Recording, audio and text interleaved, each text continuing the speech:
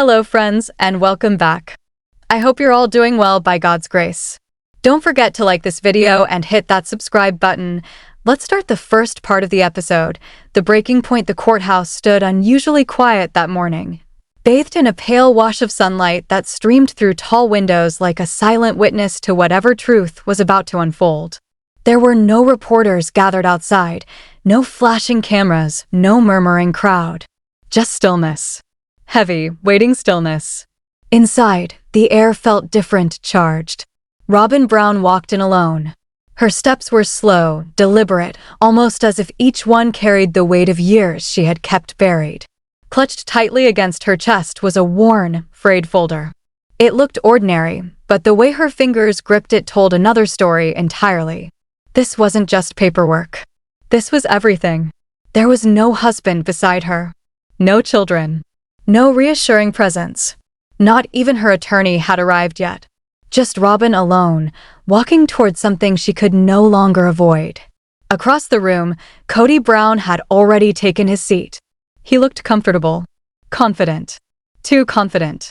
Leaning toward his lawyer, he whispered something that made him smirk, a small, self-satisfied smile that suggested he believed this was just another routine day, another situation he could control.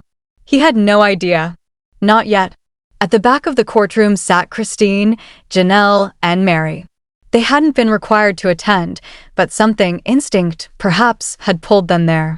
They sat together, quiet but alert, watching Robyn carefully. They knew something was coming. They just didn't know how big. When the judge entered, the room rose in unison. Her presence was commanding, her expression unreadable. She settled into her seat and began reviewing the file that had just been handed to her.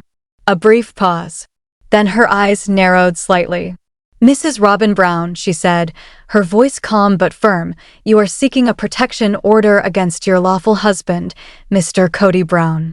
The words landed like a shockwave. A ripple of gasps moved through the courtroom. Kody's head snapped up instantly, disbelief flashing across his face. "What is this?" he barked, rising halfway from his chair before his attorney grabbed his arm, trying to restrain him. "She's my wife," he added, louder now, anger cutting through his tone. "My wife." But Robyn didn't look at him. Not even once. Her eyes remained fixed ahead. "Yes, Your Honor," she said, her voice trembling, but steady enough to carry. "I need protection from him." Silence followed. Heavy. Uncomfortable. The judge turned a page in the file slowly, her expression growing more serious with each second. "And what exactly are these supporting materials?" she asked. That was when the atmosphere shifted. Robyn's attorney rushed in, slightly out of breath, carrying a second folder. He approached quickly, placing it before the judge. "Your Honor, these documents include sealed reports and previously undisclosed evidence," he explained. Whispers began spreading across the room. Even Kody's confidence faltered. The judge opened the folder and froze. Her posture stiffened. "This," she began slowly, "is a restraining order filed in Arizona against Mr. Brown in 2009. The words hung in the air. Impossible. They hadn't even lived in Arizona at that time. Kody stood abruptly. "This is insane," he snapped. "This isn't real." "Sit down," the judge ordered sharply. And he did. For the first time, the balance of power in the room shifted. Kody was no longer in control. Robyn was. She took a breath, shaky but determined. "Your Honor," she said, "I'm not only filing for protection for myself. I'm filing for my children." Her voice grew stronger with each word. "I am requesting immediate emergency restrictions to prevent Mr. Brown from contacting or approaching us." Kody leaned forward, his tone softening in a manipulative attempt. "Robyn, come on. We're family." Still, she didn't look at him. Instead, something inside her finally broke free. "For years," she continued, "I defended him. I believed him. I thought everyone else was wrong, that they were jealous." Her breathing quickened. "But I was wrong." The courtroom was completely silent now. "I found things," she said. "In his office. In his phone. In files that were never meant to be seen." The judge looked toward Kody. "How do you respond?" Kody exhaled sharply, forcing a calm demeanor. My wife is under stress, he said. She's confused. Perhaps someone influenced her. That was the moment. Robyn snapped. Don't you dare, she said, loud, sharp, unmistakable. The entire room froze. You told me they were poison, she continued, her voice rising. You isolated me from my own family. You controlled everything. Her voice cracked. And when I questioned you, you hurt me. A stunned silence followed. You pushed me, she said quietly now. You told me no one would believe me. The illusion shattered. Completely. The judge leaned back slightly, processing everything. Then she spoke. This court is adjourned until tomorrow for an evidentiary hearing. A pause. Temporary protective orders will be issued effective immediately. It was done. For the first time in years, Robyn exhaled freely. Kody stood there, stunned, his face twisted in disbelief as he looked around the room, searching for support. But none came. Christine, Janelle, and Mary didn't move. They just watched. And in their silence was judgment. Outside the courthouse, the sunlight felt different. Sharper. Real. Robyn stepped into the open air, her body trembling, not from weakness, but from the enormity of what she had just done. Her phone buzzed.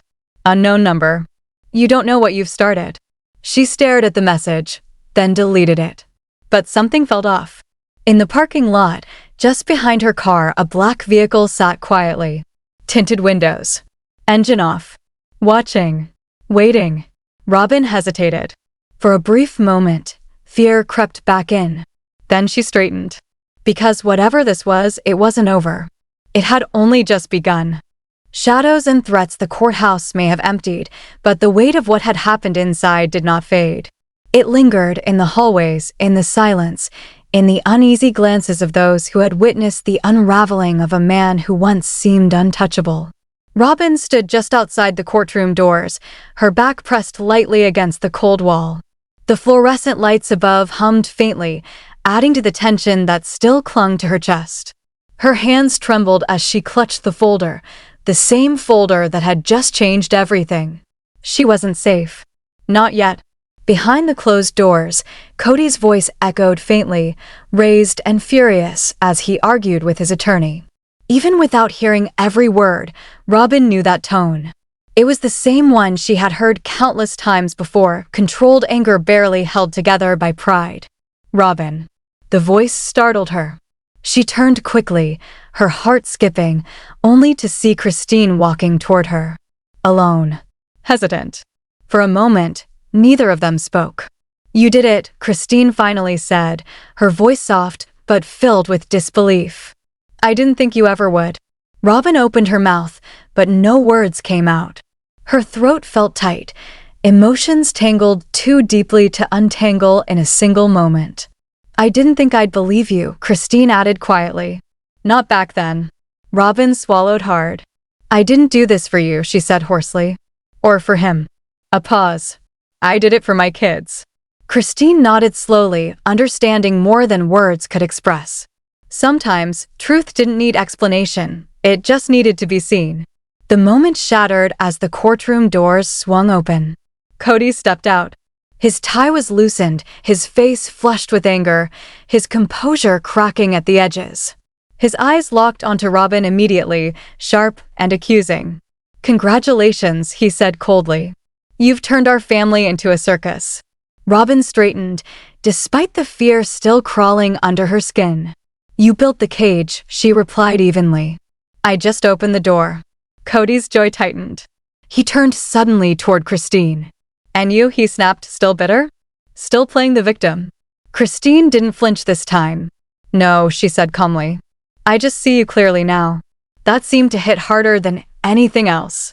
Kody's attorney quickly stepped in, gripping his arm. Not here, he warned under his breath. But Kody wasn't finished. He leaned closer to Robyn, his voice dropping to something quieter, darker. You'll regret this, he muttered. You always come back. Robyn met his gaze for the first time. Not this time. Later, in a small preparation room tucked deep within the courthouse, Robyn sat across from her attorney. The chaos of the hallway felt miles away, but the tension remained. Documents were spread across the table. Evidence. Proof. Pieces of a truth that had been buried for years. "You have enough for emergency protection," her lawyer said, reviewing the papers. "But if you want to pursue full charges, we'll need more." Testimony. Possibly from the children. Robyn's expression hardened immediately. "No," she said. "I won't put them through that." Her lawyer studied her carefully, then nodded. "Then we adjust strategy." She reached into her bag and pulled out a small envelope. "This was delivered by hand," she said. "Right after the hearing." Robyn frowned slightly as she took it. There was no return address. No postmark. Just her name, written in uneven handwriting. A chill ran down her spine. She opened it slowly. Inside was a photograph. Her breath caught. It was her. Taken the night before. She was walking through the courthouse parking lot, holding her daughter's hand. The angle was distant, but clear enough. Too clear. Attached to the photo was a note. "Stop now, or they won't be safe." Robyn's hands began to shake. This was last night," she whispered. "Someone was watching me." Her lawyer's expression darkened instantly. "We need to report this immediately." But Robyn couldn't look away from the photo. Her daughter's face, frozen in that moment, looking directly toward the camera. Afraid. Outside, in the parking lot, Christine and Janelle stood near a car, their voices low and urgent. "Mary hasn't said anything," Janelle murmured. "She will," Christine replied, glancing toward the courthouse. "She just needs to see enough truth." Janelle sighed. "She's loyal to pain." Christine gave a small, sad nod. "Even now." There was a pause. "Do you believe Robyn?" Christine asked quietly. Janelle didn't answer right away. She looked back toward the building, her expression thoughtful. "I believe what I saw in that courtroom," she finally said. Christine nodded. "Me too. And I think this is bigger than we thought." Back inside, Robyn stood near a tall window overlooking the street. People passed by as if nothing had changed, as if the world hadn't just shifted beneath her feet. Her phone vibrated again. Unknown number. She hesitated, then opened it. Judges don't protect traitors. Her stomach tightened. She locked the screen, her reflection staring back at her in the glass, pale, shaken, but no longer silent. "I'm not afraid of you," she whispered. But her trembling hands told a different story. The next morning, the courtroom was no longer quiet. Word had spread.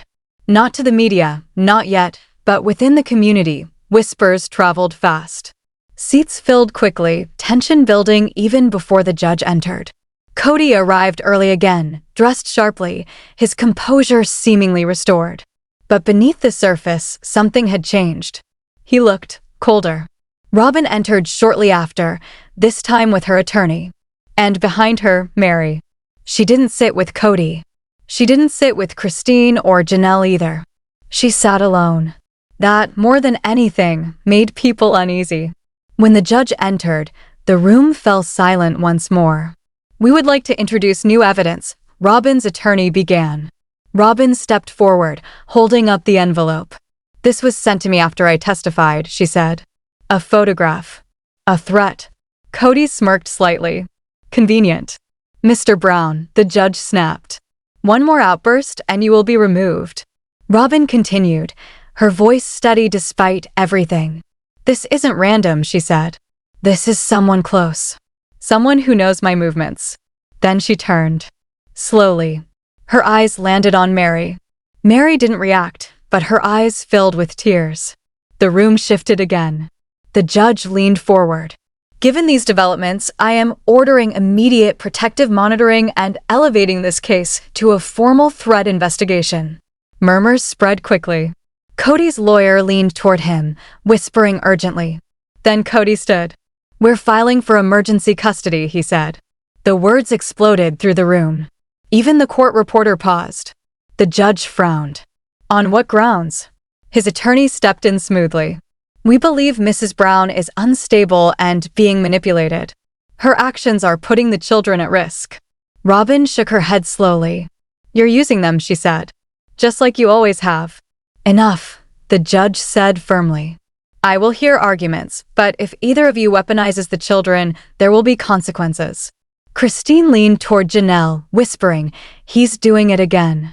Janelle nodded grimly. Just like before. Behind them, Mary said nothing. But something in her expression had changed. Something close to guilt. Later, alone in a quiet room, Robyn sat staring at the old Arizona document. Her fingers traced the faded ink at the bottom. A signature. Not Kody's. Not hers. Mary's. And beside it, barely visible beneath redactions, a handwritten note. "You said it was discipline." I saw her bruise. Robyn's breath caught. The truth hit harder than anything before. This wasn't just about her. It wasn't just about Kody. It was about the children. Her child. And the secrets that had been buried for years. The escape plan she had begun wasn't just an escape anymore. It was a rescue. The truth unsealed. The room was small. Windowless. Quiet in a way that felt unnatural, like the air itself was holding its breath. Robyn sat at the table, the old Arizona file lying in front of her like a ticking clock. She had turned it over again and again, as if the answers might rearrange themselves if she looked long enough. But they didn't. They only became heavier. Her fingers traced the signature at the bottom once more, Mary's name, unmistakable. And beneath the redacted lines, that single handwritten sentence echoed louder each time she read it. "You said it was discipline." I saw her bruise. A knock didn't come. The door simply opened. Mary stepped in. She looked different. Not polished. Not composed. There was something hollow in her eyes, something worn down by years of silence.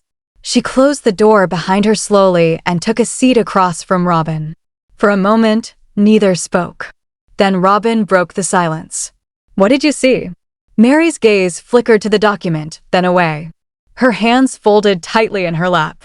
"Please," Robyn whispered, her voice trembling despite her effort to stay strong. "Tell me."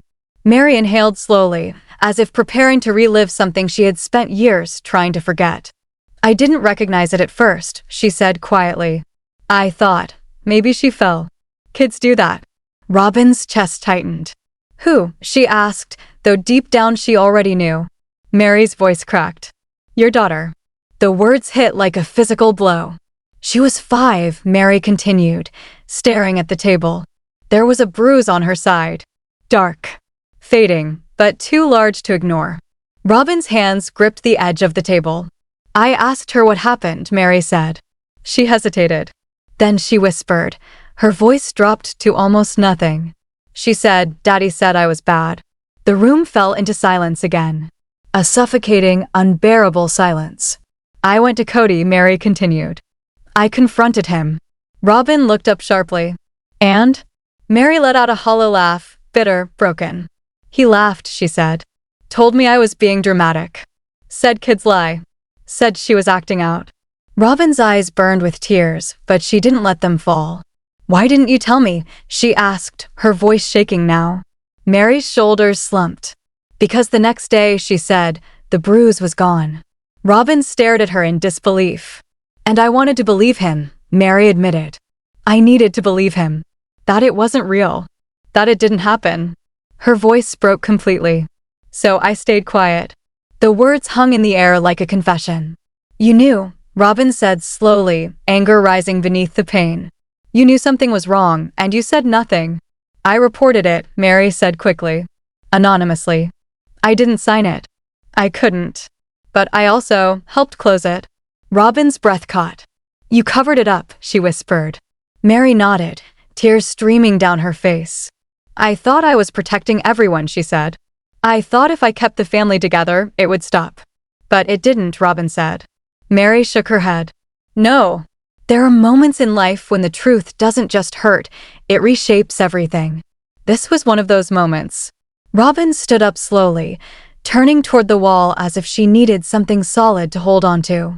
Her reflection stared back at her faintly in the glass, a woman she barely recognized anymore. "Why now?" she asked, her voice barely above a whisper. "Why tell me now?" Mary wiped her tears, trying to steady herself. "Because yesterday," she said, "when you stood in that courtroom, I saw something in your face." Robyn turned slightly. "What?" she asked. "Fear," Mary said. "Real fear. The kind I ignored for years." She stood up slowly. "And I knew you had found the file. Found my note." A pause. "I couldn't hide anymore." Robyn faced her fully now, her eyes sharp despite the tears. "How many?" she asked. Mary froze. "How many children?" Robyn continued. "Did you suspect were hurt?" Mary didn't answer. She didn't have to. Her silence said everything. The courtroom felt colder that afternoon. Heavier. As if the walls themselves had absorbed too many truths in too short a time. Robyn sat beside her attorney, her posture straight, but her hands clenched tightly together. Across the room, Kody entered late, adjusting his jacket as if nothing had changed. But something had. He glanced briefly at Mary. For the first time. She didn't look back. The judge called the session to order. "We will now hear testimony regarding the emergency custody motion," she announced. Kody stood, confidence returning to his voice like a practiced performance. "I am filing this motion," he began, "because my wife is no longer emotionally stable. She's been manipulated. She's dragging our children into her personal issues." He paused, scanning the room. "I have always been a devoted father," he added. "Ask anyone."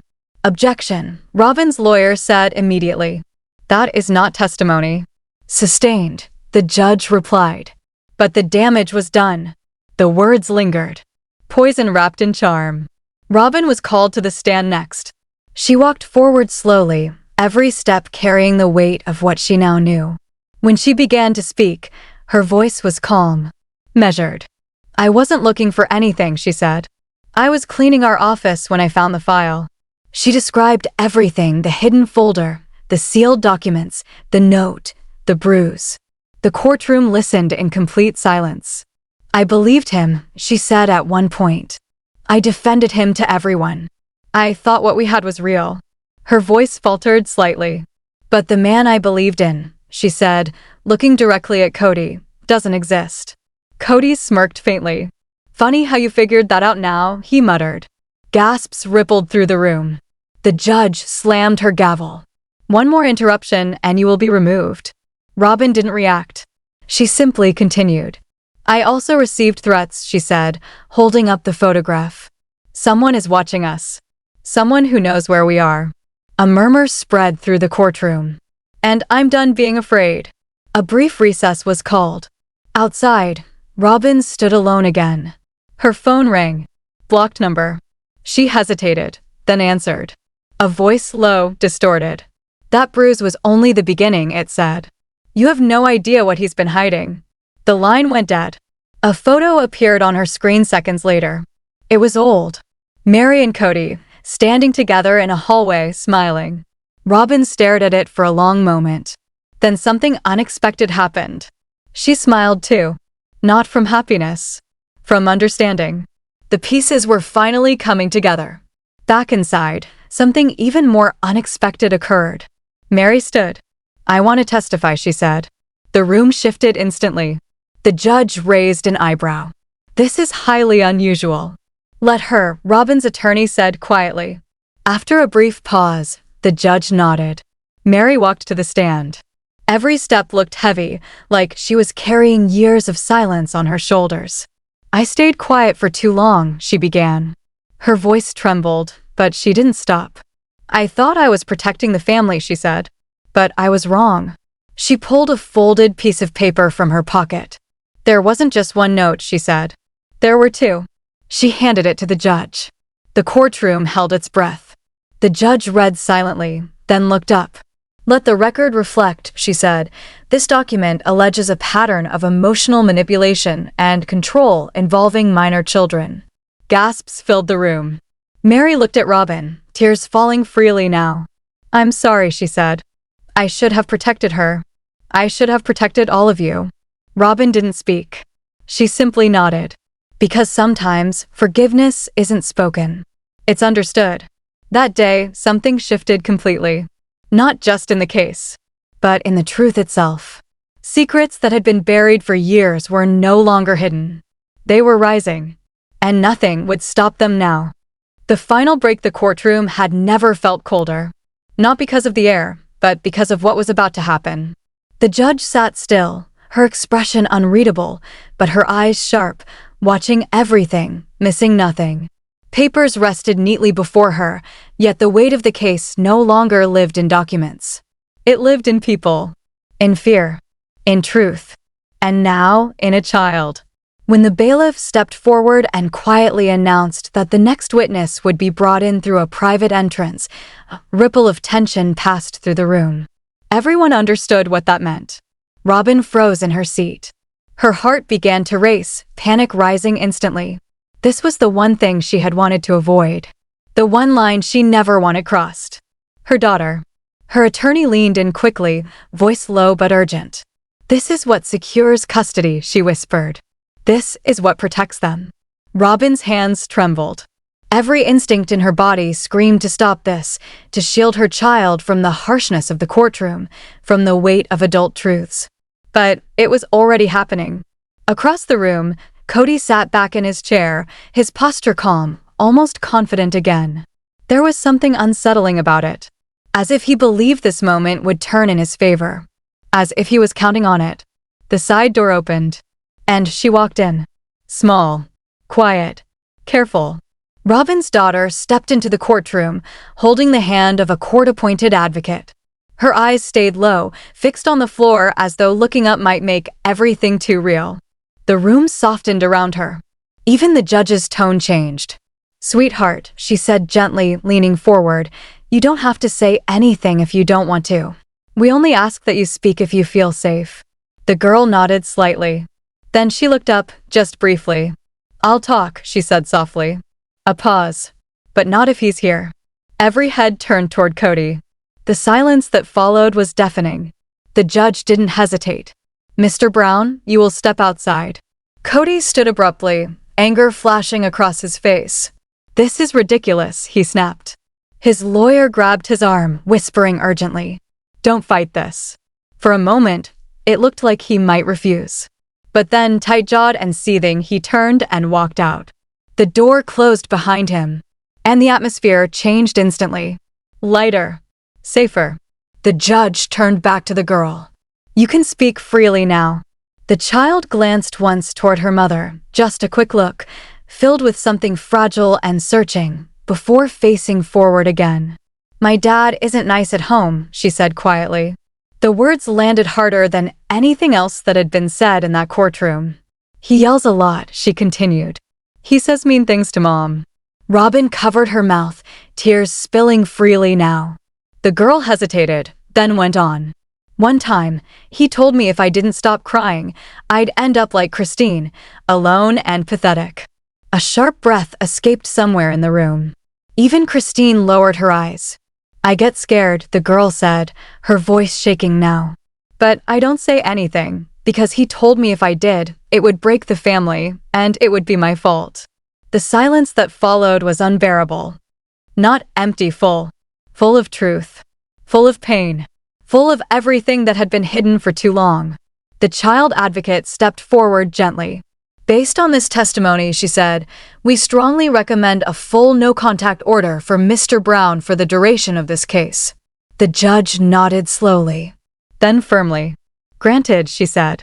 "Effective immediately." The gavel struck. And, just like that, everything changed. Outside the courtroom, Kody paced like a storm barely contained. When the bailiff delivered the ruling, his reaction was immediate. "This is a game," he snapped. "She's manipulating everyone." But his voice lacked something now. Power. Control. "Sir," the bailiff said calmly, "you are to remain 100 feet away from the witness at all times. Any violation will result in arrest." Kody clenched his fists. But he didn't argue further. For once, he had no control left. Inside, Robyn's daughter was quietly escorted out through the side door. She didn't look back at anyone until the very last second. Just before disappearing, she turned slightly toward the judge. Not toward her mother. Not toward the room.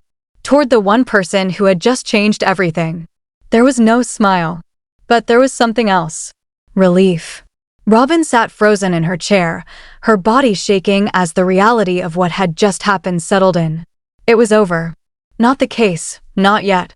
But the silence, the fear, the illusion, all of it broken. Beside her, Mary lowered her head, tears falling quietly. Christine reached for Janelle's hand, both of them watching in stunned understanding as years of confusion finally made sense. They weren't just witnessing a courtroom battle. They were witnessing the truth. And truth, once spoken, cannot be undone. Later, as the courthouse emptied once again, the world outside seemed unchanged. Cars passed. People walked. Life moved forward as if nothing monumental had just occurred inside those walls. But for Robyn, everything had changed. She stepped out into the fading light, her children waiting nearby, protected now at least for the moment. Her phone remained silent. No more messages. No more threats. Or maybe just no more fear of them. Because something inside her had shifted. She wasn't running anymore. She wasn't hiding. She was standing. For herself. For her children. For the truth. Some stories end with a verdict. But this one didn't. It ended with something far more powerful. A voice that refused to stay silent. A truth that refused to stay buried. And a family that, for the first time in years, finally saw everything clearly. First part the end. Thanks for watching. Please like and subscribe the channel and give me some ideas about the story.